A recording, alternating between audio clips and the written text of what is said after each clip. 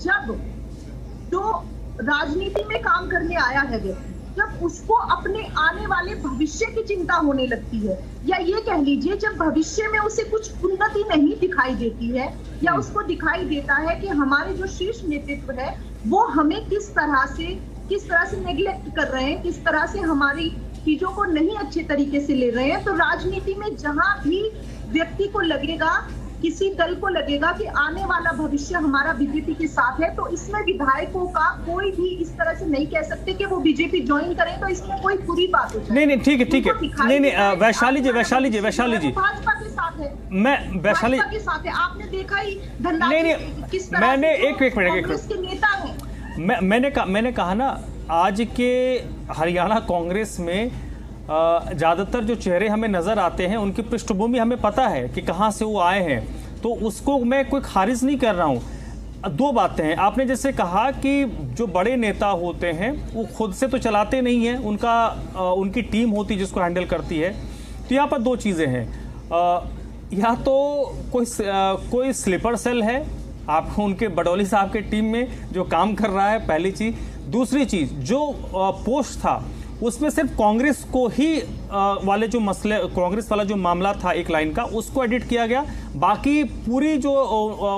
उनकी पोस्ट है वो जस के तस है, जिसमें वो कह रहे हैं कि पार्टी में आना है, आइए, लाभ का लालच लेकर मत आइए, 2 साल काम कीजिए,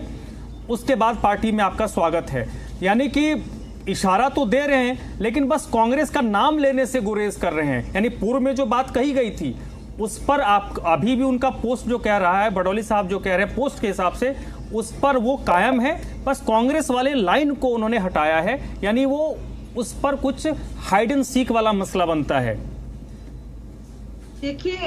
धनराज जी, आप भी जानते हैं कि जो बीजेपी है आज किस तरह से उसने भाजपा का जिस तरह से विस्तार हुआ है, उसमें प्रत्येक कार्यकर्ता ले लीजिए या अन्य पार्टी, कांग्रेस या जो भी पार्टियां हैं, वो सभी के सभी भाजपा को ज्वाइन करना चाहती हैं, भाजपा में जुड़ना चाहती हैं, क्योंकि भाजपा में भविष्य दिखता है। और जब नेता नगरी में सब लोग मिलते हैं, वो बेशक विपक्ष होते हैं लेकिन अपनी मंशा, जाहिर सी बात है, प्रदेश अध्यक्ष जी के सामने उन्होंने अपनी मंशा रखी होगी, क्योंकि आप देख ही रहे हैं कि आने वाले टाइम में भी साफ दिखाई दे रहा है कि कांग्रेस का पत्ता हरियाणा से साफ हो चुका है। हरियाणा की जनता, जिस जनता ने हरियाणा की कांग्रेस को